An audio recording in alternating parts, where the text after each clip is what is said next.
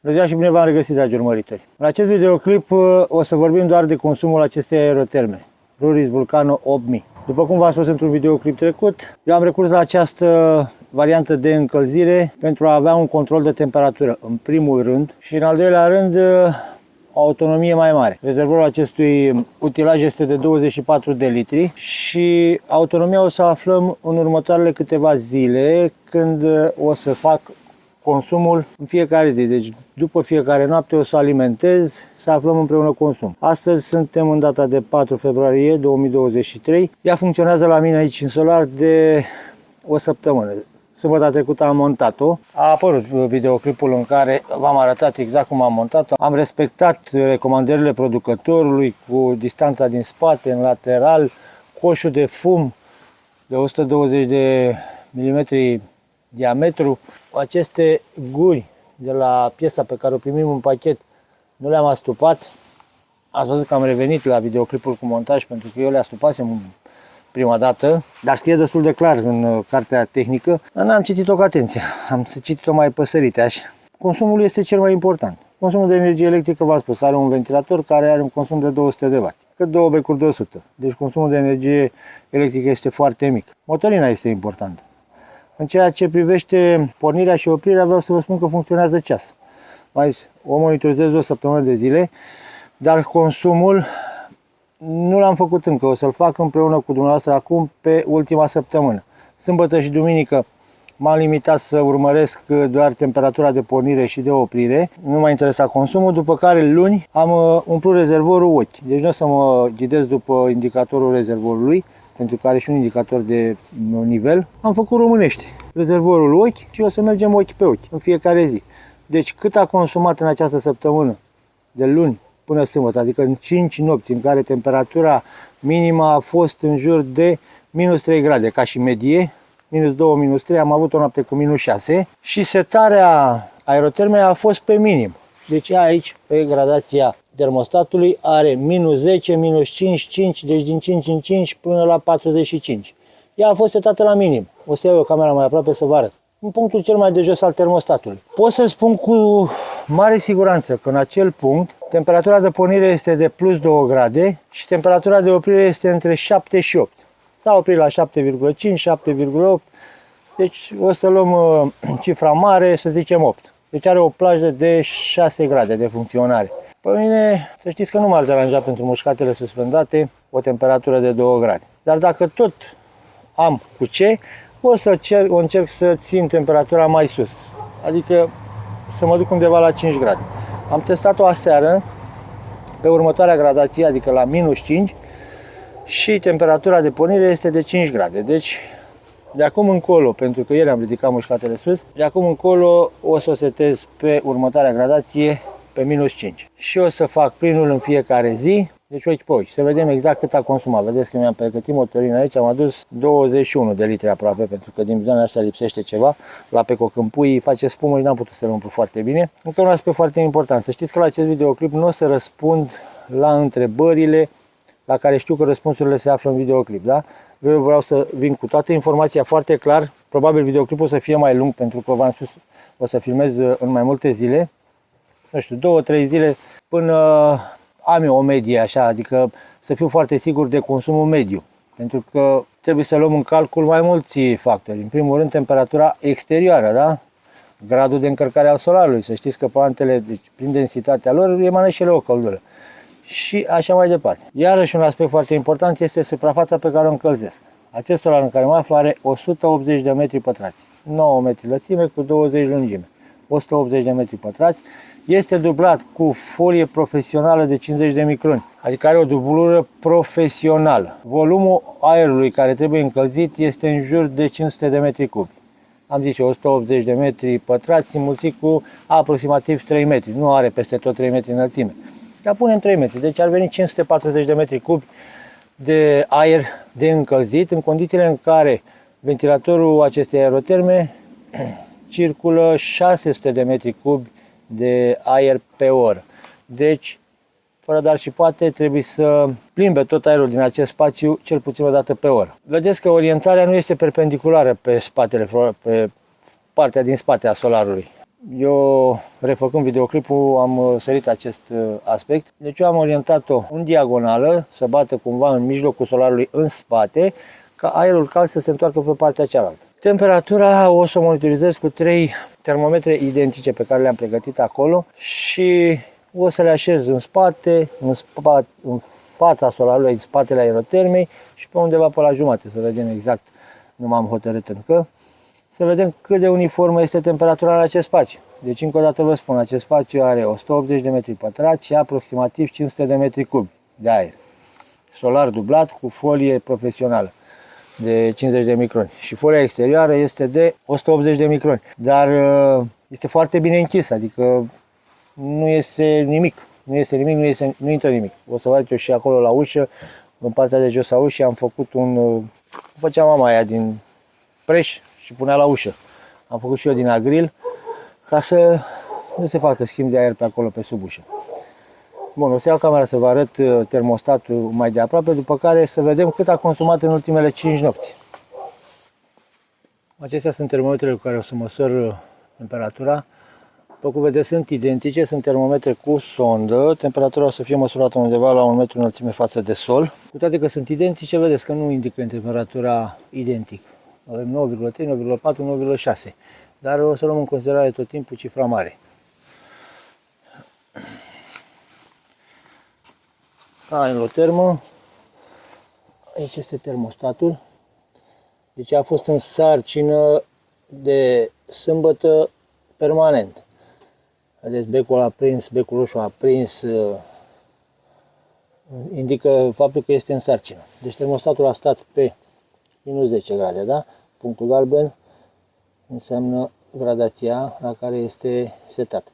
Minus 10 și următoarea săptămână o să stea exact așa la minus 5, da? O să urmăresc o temperatură de plus 5 grade, minimă, deci plus 5 grade. Încă un aspect foarte important, când becul roșu este intermitent, emite o lumină intermitentă, înseamnă că are o avarie și ca să resetăm, trebuie stins de aici și aprins din nou. Haideți să-i punem motorină să vedem cât a consumat în ultimele 5 nopți.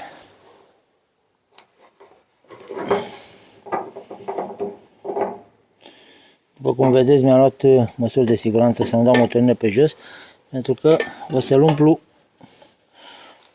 ochi. Știți că și eu sunt extrem de curios să văd cât a consumat în această săptămână.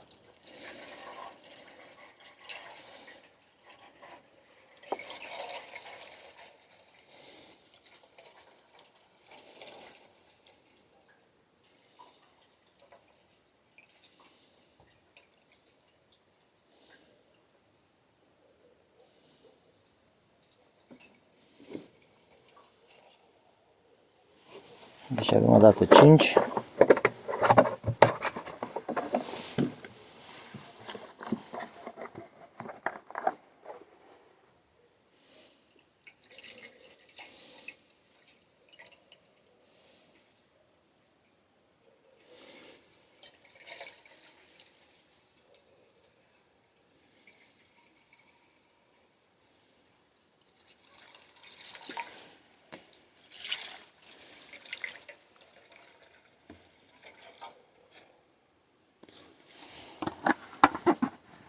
Zece.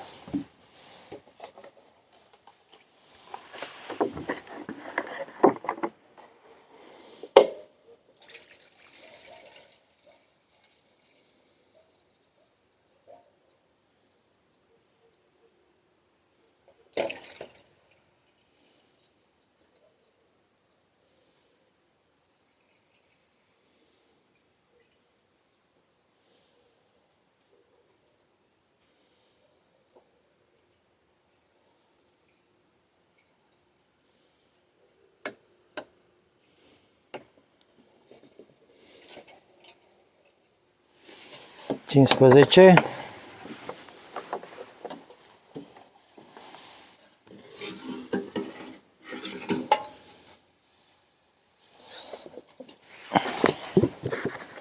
Cred că le ia și pe ăsta.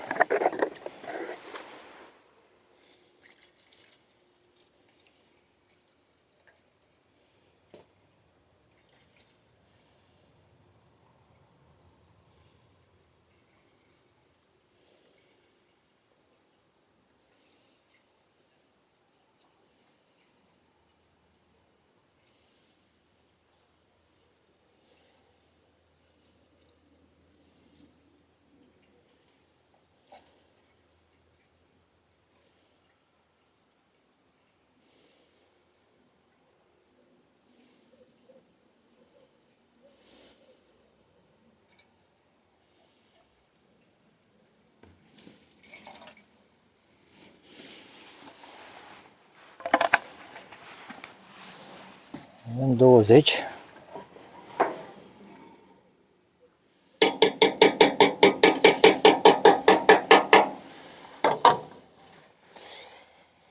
Și vom cu sticla asta de 2 litri.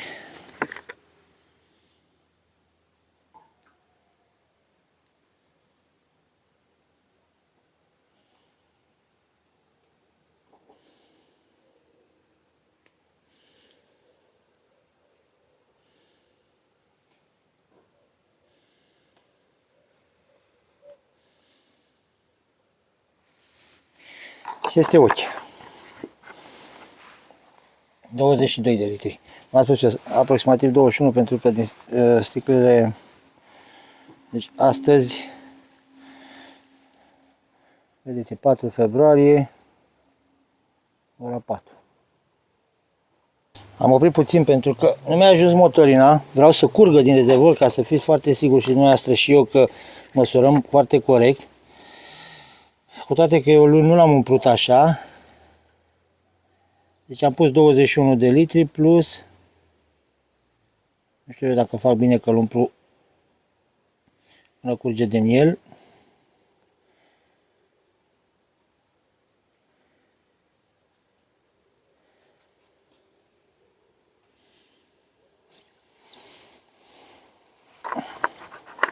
Deci 22, punem 22 de litri în ultimele 5 nopți. Deci vine 4 litri jumate pe noapte, în condițiile în care temperatura de pornire a fost de 2 grade și temperatura de oprire de aproximativ 8 grade. Deci după cum vedeți este plin, a curs foarte puțin din el. Data este sâmbătă 4 februarie.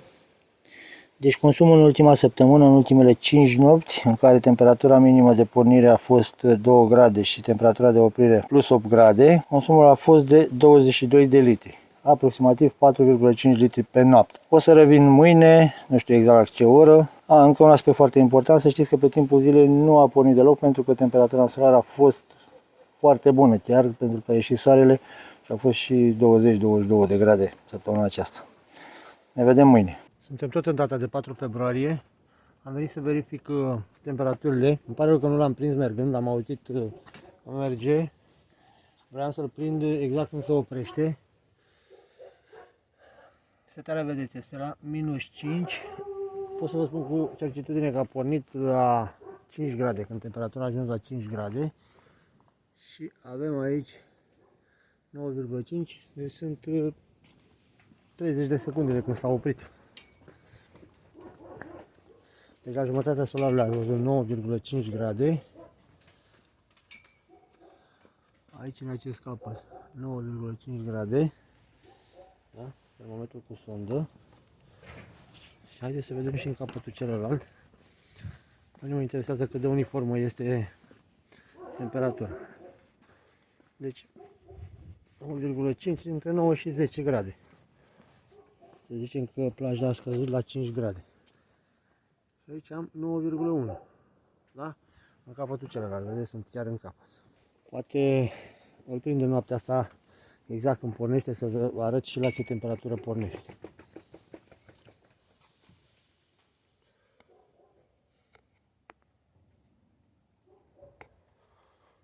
Bună dimineața! 10,3 grade pe terasă, da? Este duminică 5 februarie, ora 5 și un sfert. Aeroterma merge, cum aude aici. Sunt minus 2 grade afară. Bătut vântul foarte tare toată noaptea. Am toată zăpadă, dar mine nu prea nins. Haideți să vedem.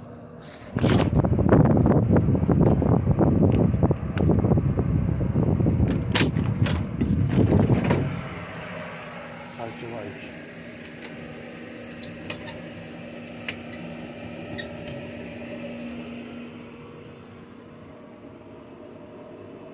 Șase aici.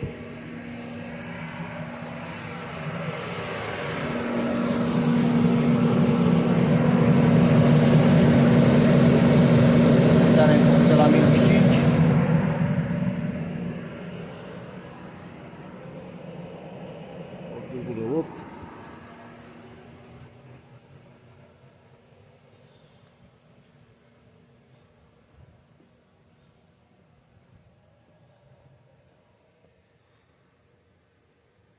9,1 aici.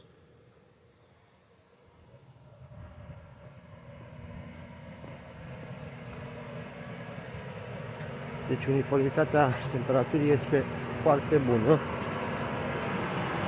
Vedeți că se încălzește camera de ardere, acolo se înroșește puțin.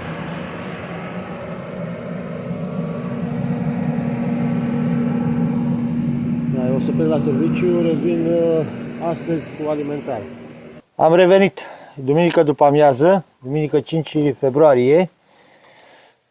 După cum vedeți, temperatura este destul de bună în solar, aproximativ 15 grade. Aeroterma n-a mai pornit, cred că de la ora 8, nu știu, eu am fost plecat la serviciu. Și haideți să aflăm cât a consumat aseară. Deci temperatura minimă aseară a fost de minus 2 grade. Spațiul încălzit este de 500 de metri cubi, aproximativ 500 de metri cubi. Și plaja de temperatură între care a lucrat acest aerotermă a fost de 5 grade la pornire și s-a oprit între 9 și 10. Ați văzut destul de clar pentru că am filmat azi noapte.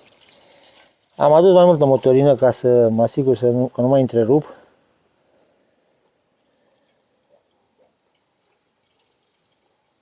Să știți că am mers destul de mult, am tot auzit toată noaptea.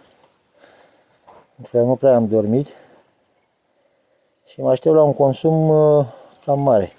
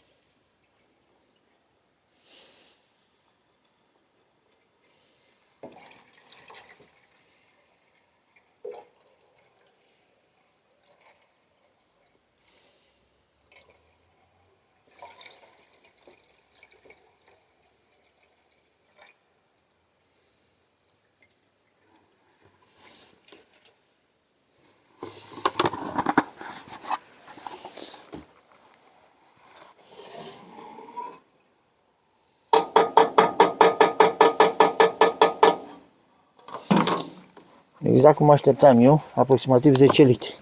Asta am pus 10 litri și haideți să punem până curge din el.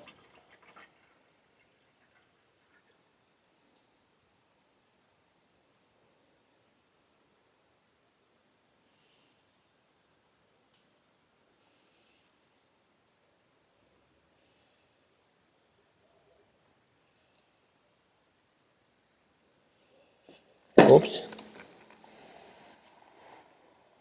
Deci 12 litri, da? Dar v-am spus, temperatura a fost foarte bună.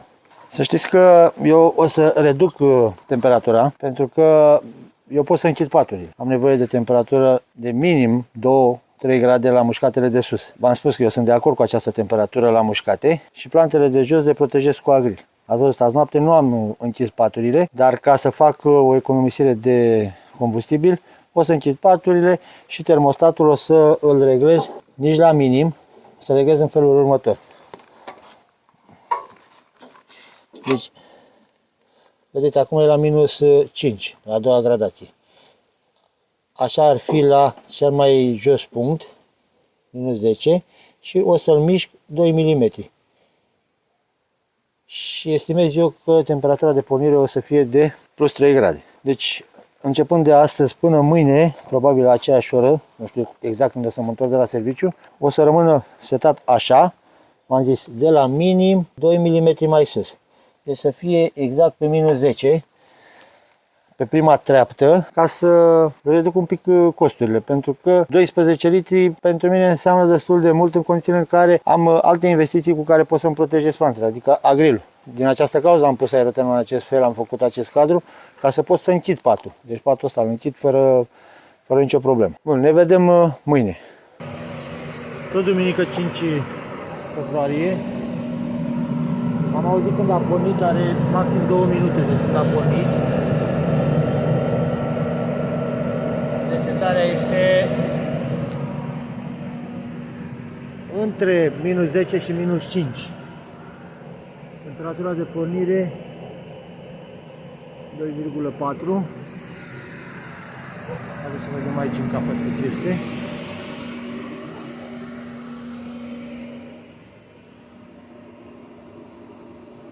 2,4. Deci n-a pornit la 3 grade, a pornit la 2 grade jumate. Mie îmi convine așa. O să încerc să-l urmăresc să văd exact la ce temperatură se oprește.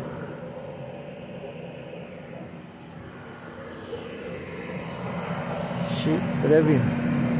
Acum am intrat în solar și s-a stins flacăra, dar după ce se stinge flacăra, din ajunge la temperatură, el mai funcționează încă 90 de secunde ca să răcească camera de ardere.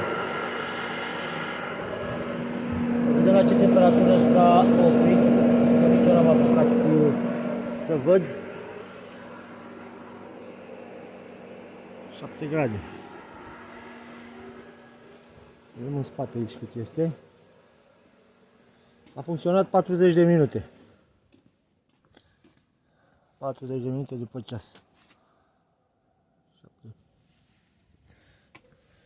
Mergem și în capătul celălalt.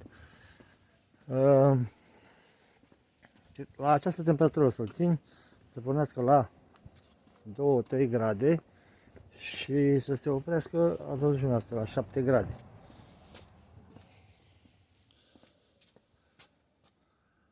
Dar vreau să vă spun că deja afară sunt minus 4 grade. Este ora 8 și ceva și sunt minus 4 grade. 6 februarie, aproximativ ora 3 după amiază. Destul de frig azi noapte și astăzi sunt minus 2 grade acum afară. Să știți că aeroterma a pornit și astăzi de 2 ori, mi-a spus soția că a auzit-o de 2 ori pornită. După cum ați văzut,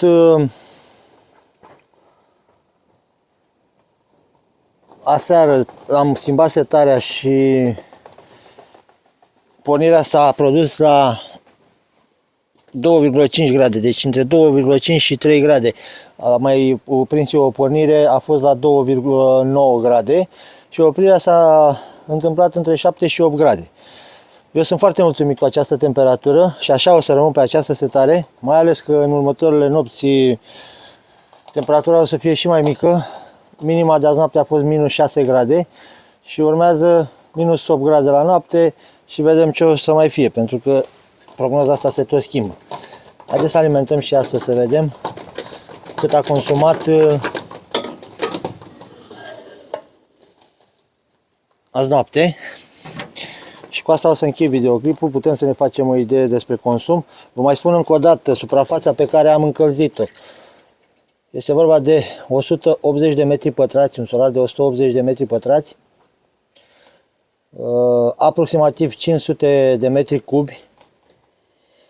Uniformitatea temperaturii a fost excelentă, ați văzut că și în capete temperatura a fost egală cu cea de la jumătate. Termometrul de aici din spatele meu este pus chiar în margine, în colț. Deci și acolo am avut aceeași temperatură ca la jumătate. Asta este cel mai important lucru, da? Asta este cel mai mare avantaj al acestui utilaj, că uniformizează foarte bine temperatura. După care, al doilea avantaj este că monitorizează temperatura, deci pornirea și oprirea este foarte precisă. Vreau să vă spun că de 10 zile de când am această aerotermă, simt că am pe cineva angajat aici de noapte să monitorizeze temperatura și când scade să pună pe foc. Deci am un om angajat permanent. Abia aștept să vină și a doua aerotermă să pun la treabă în solarul din curte, pentru că deja sunt în urmă cu operațiunile și trebuie să mut plante de aici, să eliberez.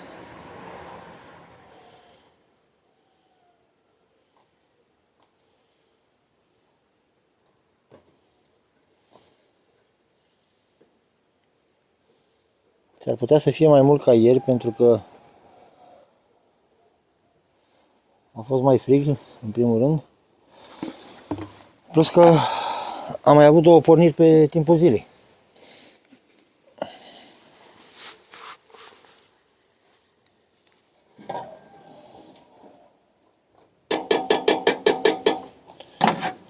Bicicla asta pot să pun.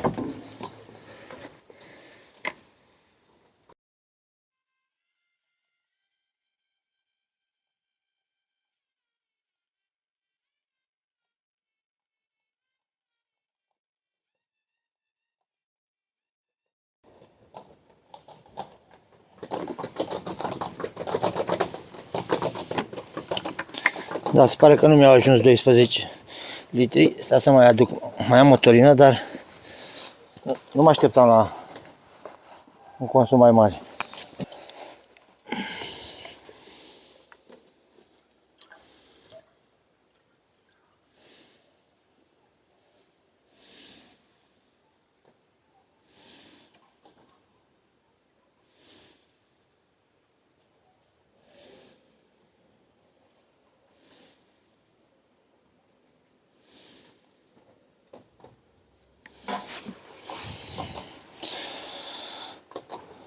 Să mai fi luat de aici 1 litru, deci 13 litri.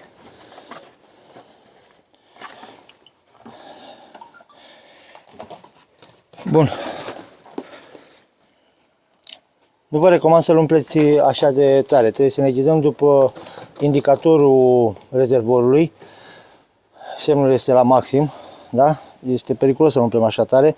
Eu o să îl urmăresc acum la prima pornire, adică până se consumă 2 litri din el.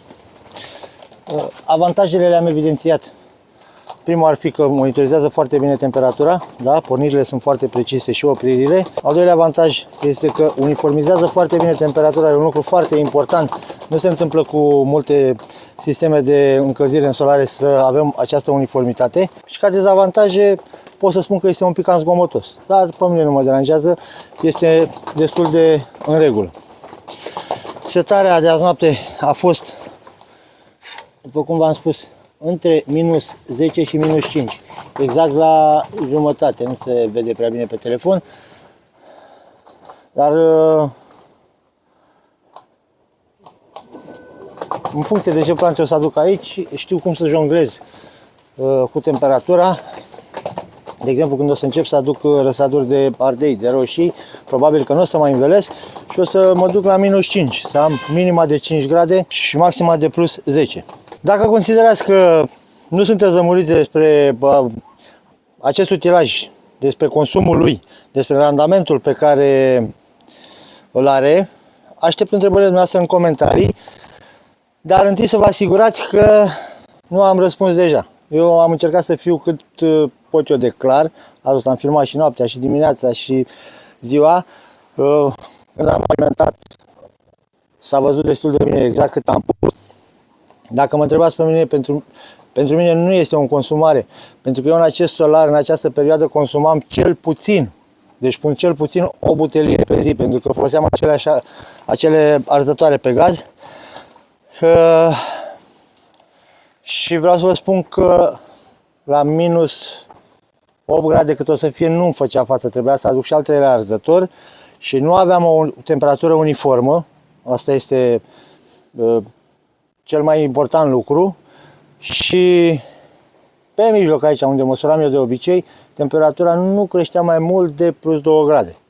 Deci eu, dacă nu aveam acest utilaj, nu puteam să ridic mușcatele sus niciodată. De fapt, n-am ridicat mușcatele la început de februarie. Tot timpul stăteam înghesuit în paturi, le țineam în paturi până spre sfârșitul februarie, dar și atunci mă mai apăreau probleme și eram obligat să aduc 3 arzătoare. Și o butelie anul acesta am umplut-o cu 80 de lei. Deci consum de 12-13 litri înseamnă 90-95 de lei. Dar avantajele sunt mult mai mari față de încălzirea pe care o făceam eu cu acele arzătoare. Vă mulțumesc pentru că m-ați urmărit și până data viitoare vă doresc mai bine.